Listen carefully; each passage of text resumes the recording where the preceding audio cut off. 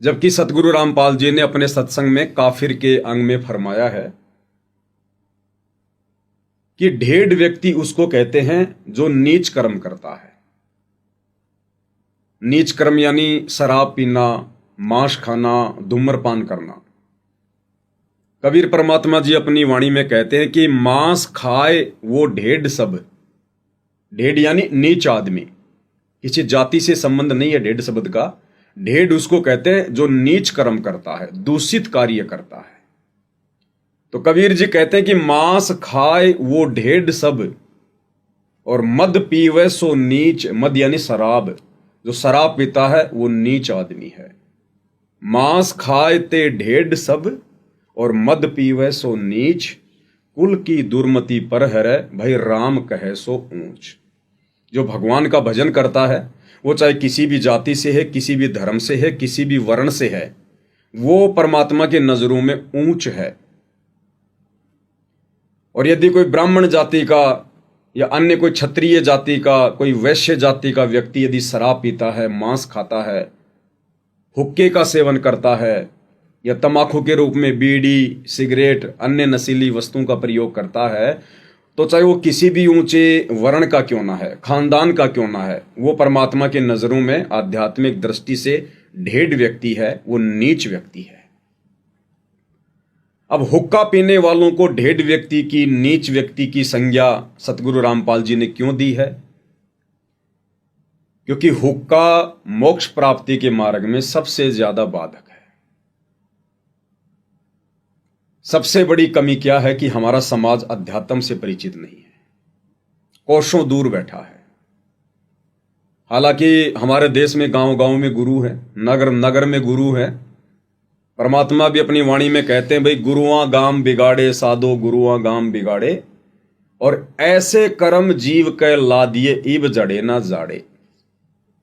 इस कदर इन नकली गुरुओं ने, पेट भर लोगों ने अपनी रोजी रोटी के लिए, अपने धार्मिक धंधे के लिए आत्माओं को उल्टे भक्ति विरुद्ध कर्मों के रंग में रंग दिया है। तो ये जो तमाकू सेवन है, ये चाहे हुक्के के रूप में हो, चाहे बीड़ी के रूप में, सिगरेट के रूप में, सिगार के रूप में, किसी भी रूप में हो, ये सबसे ज्यादा बाधक है परमात्मा प्राप्ति के मार्ग में। क्योंकि हमारा जो मनुष्य शरीर है, इस मनुष्य शरीर में कमल बने हुए हैं, जिन कमलों में देवी देवताओं का वास है।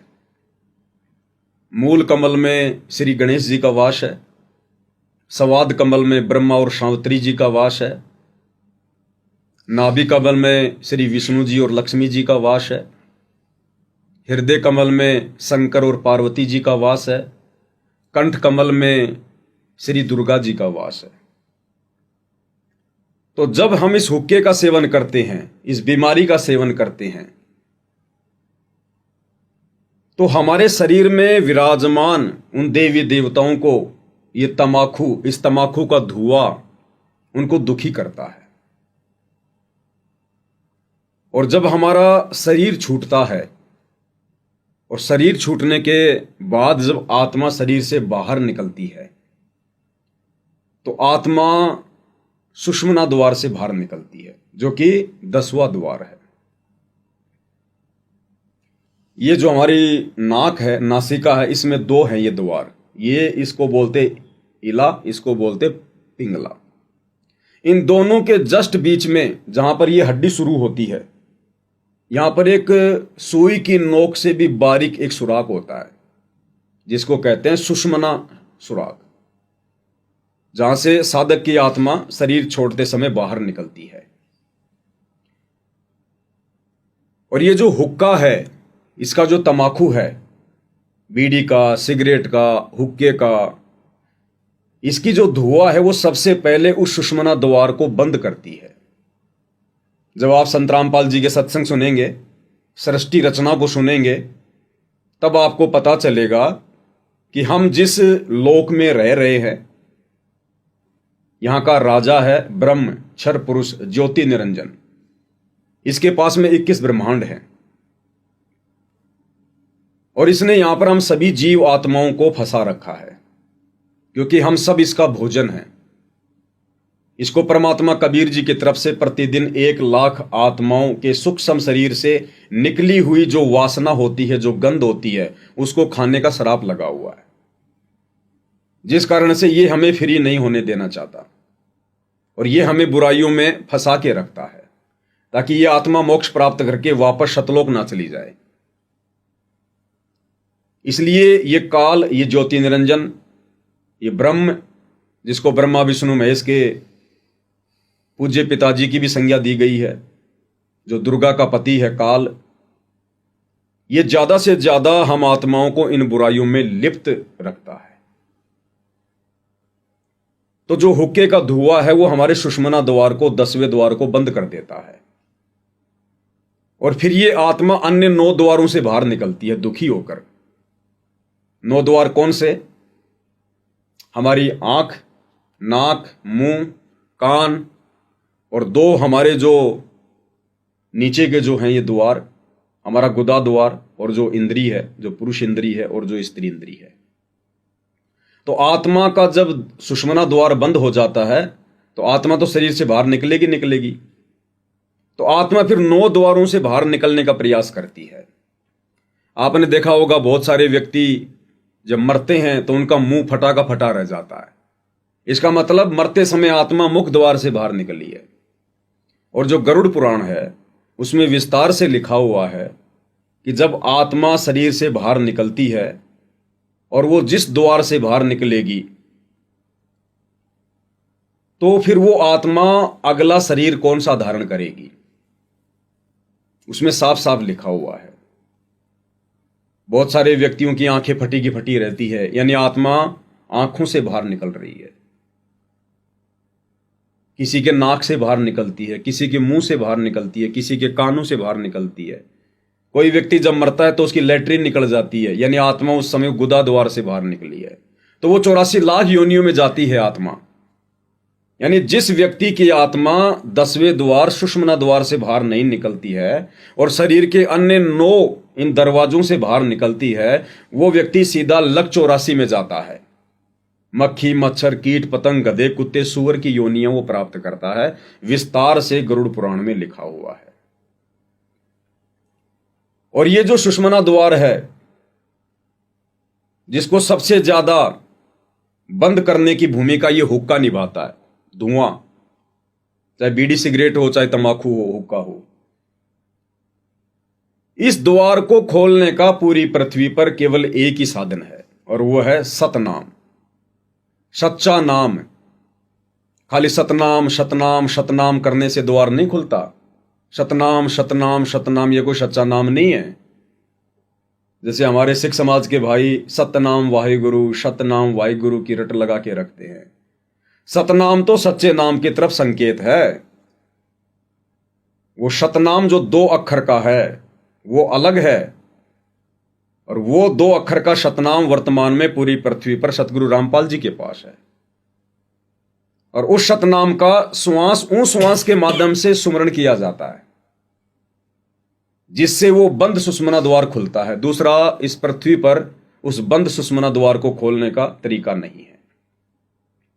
इसलिए सतगुरु रामपाल जी ने काफिर के अंग में इस हुक्के को मनुष्य के लिए सबसे बड़ी बीमारी बताया है, मोक्ष में सबसे ज्यादा बाधक वस्तु बताया है। और आदरणीय गरीबदास जी ने काफिर के अंग में हुक्का पीने वाले को ढेड व्यक्ति की संज्ञा दी है। इसलिए मैंने वो वीडियो बनाया था जब हरियाणा की खाप पंचायतों के द्वारा महम चौबीसी चबूतरे पर सतगुरु रामपाल जी का सम्मान किया गया था। तो मैंने कहा था कि भाई सतगुरु रामपाल जी के भक्ति विधान अनुसार जो व्यक्ति उनका भगत नहीं है, वो गरीबदास जी की अमृतवाणी में लिखे काफिर के अंग के अनुसार वो व्यक्ति ढेड है, नीच है। क्योंकि मनुष्य जन्म प्राप्त करके ये मनुष्य जन्म केवल मोक्ष प्राप्ति के लिए मिलता है। बड़ा दुर्लभ है ये मानव जन्म, दुर्लभ है ये, मिले न बारंबार। जैसे पेड़ से पत्ता टूट गिरे फिर वापस नहीं लगता डार। 84 लाख योनियां भोगने के बाद परमात्मा हमें एक मनुष्य जन्म देता है, और ये मनुष्य जन्म केवल परमात्मा की सत भक्ति करके मोक्ष प्राप्ति के लिए मिलता है। और आज हमें वो सुनहरा अवसर मिला हुआ है, क्योंकि धरती पर स्वयं कबीर परमात्मा सतगुरु रूप में संत रामपाल जी के रूप में स्वयं प्रकट हैं। वो शतनाम देने के लिए। और यदि ऐसे में कोई व्यक्ति सत भक्ति सतगुरु रामपाल जी से लेकर शुरू नहीं करता है तो वो व्यक्ति अपने मनुष्य जन्म को बर्बाद कर रहा है। इसलिए काफिर के अंग में ऐसे व्यक्ति को, जो व्यक्ति सच्चे सतगुरु की शरण में आकर सत भक्ति नहीं करता, सतनाम का जाप नहीं करता, उसको काफिर कहा है, उसको ढेड कहा है, उसको नीच कहा है। उसके बाद काफिर के अंग में और भी बहुत सारे जो कर्म हैं, जो कर्म आदमी करता है, जैसे चोरी करना, जारी करना, कुदृष्टि रखना, तमाकू पीना, शराब पीना, कन्याओं की हत्या करना, दहेज लेना, मार पिटाई करना, मिलावटखोरी करना, रिश्वत लेना, इन सब को भी काफिर के अंग में ढेड व्यक्ति कहा है, नीच व्यक्ति कहा है। तो सतगुरु रामपाल जी के भक्ति विधान अनुसार मैंने वो वीडियो बनाया था कि भाई किसी भी प्रकार से, चाहे वो महम चौबीसी खाप के सरपंच हो, चाहे प्रधान हो, चाहे हरियाणा का मुख्यमंत्री हो, चाहे देश का प्रधानमंत्री हो, यदि वे व्यक्ति सतगुरु रामपाल जी की शरण में नहीं हैं, उनके तमाम मर्यादाओं को फॉलो नहीं करते हैं, तो वो व्यक्ति किसी भी प्रकार से सतगुरु रामपाल जी का या उनकी प्रतिमा का सम्मान करने के अधिकारी नहीं है। वो व्यक्ति ढेड की श्रेणी में है, नीच की श्रेणी में है। और ऐसे नीच व्यक्तियों का, ढेड व्यक्तियों का सम्मान सतगुरु रामपाल जी कभी भी स्वीकार नहीं करेंगे। तो इस बात को लेकर जब वो वीडियो ज्यादा वायरल हुआ तो सतलोक आश्रम मैनेजमेंट हरियाणा वालों ने उन खाप पंचायत के प्रधानों के साथ मिलकर एक कॉन्फ्रेंस की। उस कॉन्फ्रेंस में सतलोक आश्रम के काफी लोग थे और उन लोगों में एक हरियाणा का स्टेट कोऑर्डिनेटर अमन गोदारा भी था। स्टेट कोऑर्डिनेटर का मतलब होता है पूरे हरियाणा की संगत का मार्गदर्शन करना।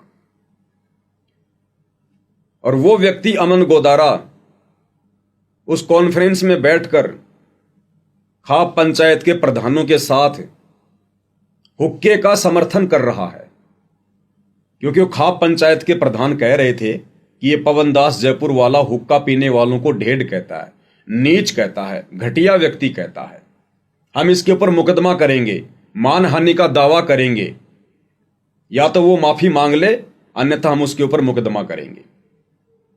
तो ये बातें बैठे बैठे वो सतलोक आश्रम के मुख्य लोग अमन गोदारा सहित सुन रहे थे। उन लोगों ने एक बार भी उनको बीच में ना रोका ना टोका कि भाई जो पवन जयपुर वाला है, जो हुक्का पीने वाले को ढेड कह रहा है, नीच कह रहा है और कह रहा है कि ऐसे व्यक्ति सतगुरु रामपाल जी का मान सम्मान करने के अधिकारी नहीं है, उन लोगों ने एक शब्द भी नहीं बोला। जबकि मैंने वही बोला जो सतगुरु रामपाल जी ने काफिर के अंग में अपने सत्संग में बोला, जो सत्संग मैं आपको आगे अमन गोदारा जी का वीडियो दिखाने के साथ साथ दिखाऊंगा। तो अमन गोदारा जी के द्वारा चुपचाप बैठे रहना इस बात का प्रतीक है कि अमन गोदारा भी हुक्के के सेवन को लेकर खाप पंचायतों के समर्थन में है। और क्या कुछ अमन गोदारा जी ने कहा आज इस वीडियो के माध्यम से, क्योंकि परमात्मा कहते हैं कि साधु शब्दा परखिए और दुख पड़े घरनार, सूर वीर जद जानिए जब रण बाजे तलवार। साधु संत भक्तों की पहचान उनके शब्दों से होती है। अगर किसी व्यक्ति को जानना है, पहचानना है, आप उसकी शकल सूरत से आइडिया नहीं लगा पाओगे, लेकिन यदि आप उसे 5-10 मिनट बातें करोगे तो उसके शब्दों से, उसकी प्रतिक्रिया से आप ये जान लोगे कि ये व्यक्ति किस कैटेगरी का है। तो कहते हैं साधु शब्दा परखिए और दुख पड़े घरनार। घरवाली जो स्त्री होती है उसकी पहचान होती है जब उसके पति पर कोई संकट आता है, वो उसका साथ देती है, उसको हिम्मत देती है या उसको छोड़ के अपने पीहर भाग जाती है। और सूरवीर जद जानिए जब रण बाजे तलवार। और असल में सूरवीर कौन है, सूरमा कौन है, असली सैनिक कौन है, योद्धा कौन है, इस बात की पहचान तब होती है जब दो सेनाएं आमने सामने होती हैं। उस समय पता चलता कि सूरवीर कौन है। वो सैनिक, वो योद्धा पीठ दिखाकर भागता है या सीने पर गोलियां खा खा के शहीद होता है, सामना करता है। अपनी दूसरी वाणी में परमात्मा जी कहते हैं कि वाणी ही से पहचानिए कुटिल नीत की घात, यानी किस व्यक्ति के अंदर, उसके दिल में क्या विचार हैं, क्या भाव हैं। कहते हैं उसके शब्दों से पता चलेगा, उसकी वाणी से पता चलेगा। वाणी ही से पहचानिए कुटिल नीत की घात, अंदर की उस करनी की निकले मुंह से बात। उसके शब्दों से ऑटोमेटिक पता चल जाएगा इस व्यक्ति के विचार क्या हैं। तो अमन गोदारा जी के द्वारा मुंह पर ताला लगाकर बैठे रहना, जिस समय वो हरियाणा खाप पंचायत के प्रधान तमाकू को लेकर अपनी प्रतिक्रिया दे रहे थे कि पवन दास तो तमाकू पीने वाले को घटिया कहता है, नीच कहता है, काफिर कहता है, तो ये इस बात का प्रतीक है कि अमन गोदारा जी उन खाप पंचायत के लोगों का समर्थन कर रहे हैं। तो हरियाणा की जो संगत है, उस नादान संगत ने विचार करना चाहिए कि ये लोग सच का साथ दे रहे हैं या फिर ये लोग अधर्म के पाड़े में खड़े होकर सतगुरु रामपाल जी के ज्ञान को दबाने का कुप्रयास कर रहे हैं। तो अमन गोदारा जी ने अपनी प्रतिक्रिया दी, 10-12 मिनट का उनका वीडियो है। वो वीडियो मैं अब सभी भाइयों को दिखाऊंगा और गुरुदेव भगवान के ज्ञान आधार से उसके ऊपर हम विश्लेषण भी करेंगे, क्योंकि हमने कजोड़ जी इस भक्ति मार्ग पर निष्कर्ष निकालते हुए अपने आप को दृढ़ करना है, तैयार करना है मोक्ष के लिए। हमें कोई भ्रमित ना कर सके, हमें कोई डगमग ना कर सके। काल चाहे अपना कितना भी षड्यंत्र क्यों ना फैलाए, लेकिन वो हमें तनिक भी भक्ति मार्ग से डगमग ना कर सके, हमारे मन में कोई संदेह या शंका पैदा ना कर सके। इसके लिए जितना हम अपने गुरुदेव के इस तत्व ज्ञान पर मंथन करेंगे, चिंतन मनन करेंगे, उतना ही हम इसमें से सार निकालेंगे।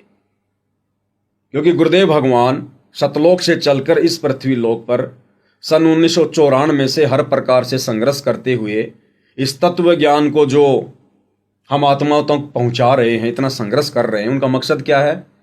हमें वो दृढ़ करना चाहते हैं कि ज्ञान के मामले में चाहे ब्रह्मा विष्णु महेश भी धरती पर क्यों ना आ जाए, वो भी मुंह की खा के जाएं। परमात्मा हमें ज्ञानी बनाना चाहते हैं, विद्वान बनाना चाहते हैं, हमें अध्यात्म का मास्टर बनाना चाहते हैं। इसके लिए हमने केवल अपने गुरुदेव के ज्ञान को आधार बनाकर ही भक्ति मार्ग पर चलना होगा।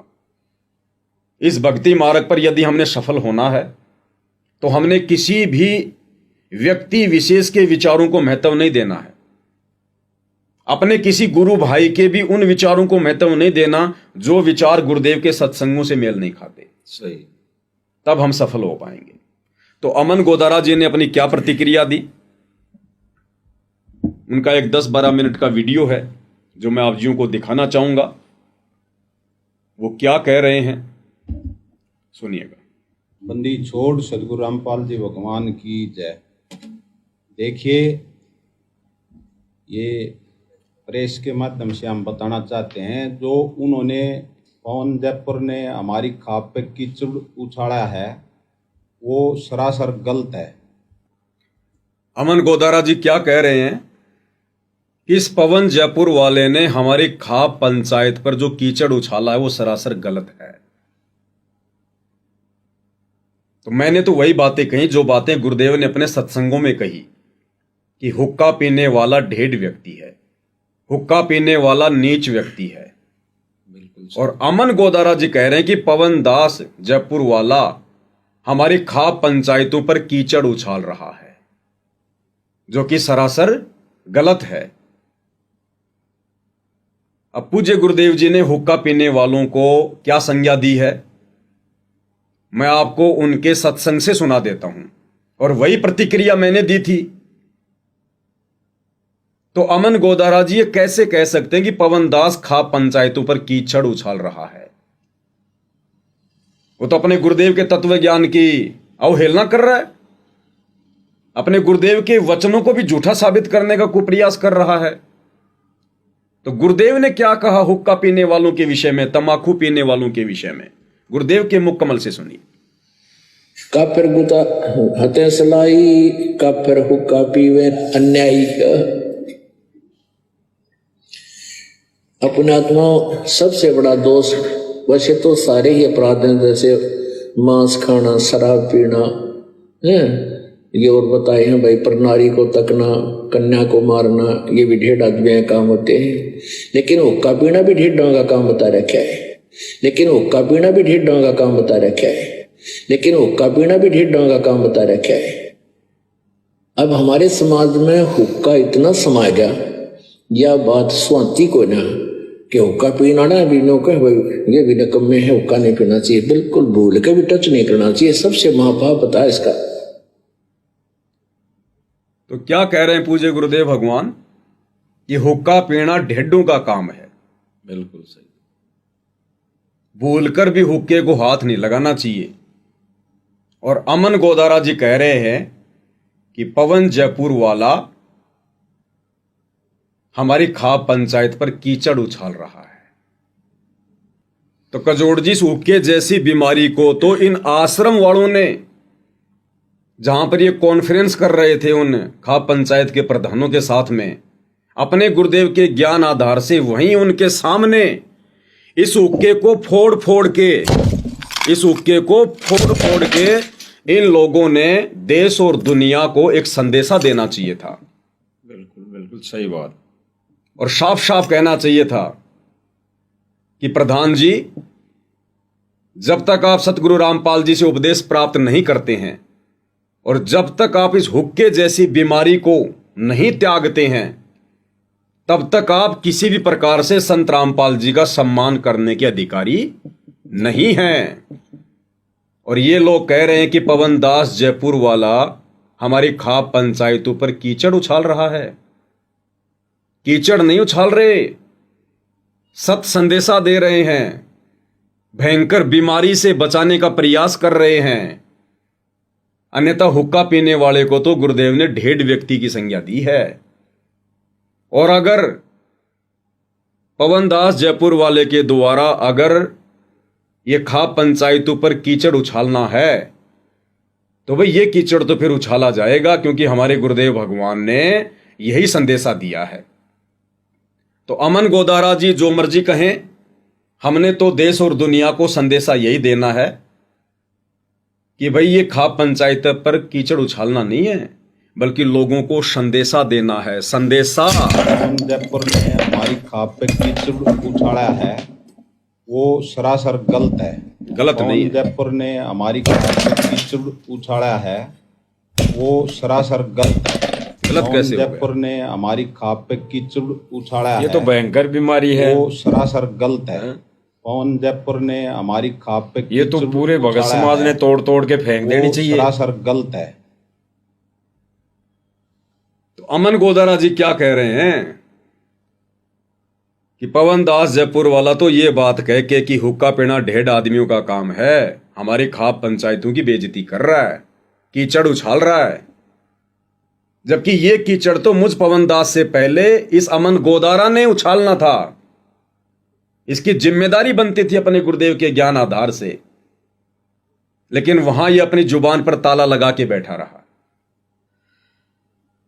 तो भाई और बहनों, पवन दास जी ने तो अमन गोदारा जी की बात पर इन्होंने इस समाज में एक भयंकर फैली हुई बीमारी को जड़ से तोड़ने का भरपूर प्रयास आपके सामने करके दिखा दिया है और तोड़ भी दिया है। और इन्होंने ये संदेशा देने की भरपूर कोशिश की है कि हमारे जो मैनेजमेंट भाई हैं, जो सेवा पे लगे हुए हैं वो दिन रात, और जिस सेवा को समझकर वो लगे हुए थे महम चौबीसी खाप पर, उस सबूतरे पर, वहां पर इस बीमारी को तो जैसे पवन दास जी ने अभी तोड़ा, वैसे वहां पे इनको तोड़ना चाहिए। ये संदेशा अमन गोदारा जी के लिए भरपूर रहेगा, ये बिल्कुल सटीक रहेगा, उनको इनसे सीख लेनी चाहिए। ये आज जो ये भयंकर बीमारी को पवन दास जी ने तोड़ा है, तो इससे ये संदेशा, इससे ये प्रेरणा लेनी चाहिए अमन गोदारा जी को कि ये बीमारी तो तोड़ देनी चाहिए। और जितने भी पंचायत में, उस खाप पंचायत में सदस्य थे, सरपंच थे, कोई कार्यकारिणी के पदाधिकारीगण थे तो उनसे तो ये बीमारी उनसे भी तुड़वा देनी चाहिए। तो आज पवन दास जी ने संदेशा ये दिया है अमन गोदारा जी के लिए कि भाई जो काम अमन गोदारा जी को उस समय करना था, करना चाहिए था, उसका उन्होंने परमात्मा के ज्ञान के विपरीत उन्होंने एक संदेशा देने की कुचेष्टा की समाज में। तो उस बीमारी को आज पवन दास जी ने जड़ से खत्म करने का इस सोशल मीडिया के माध्यम से ये संदेशा देना उचित समझा।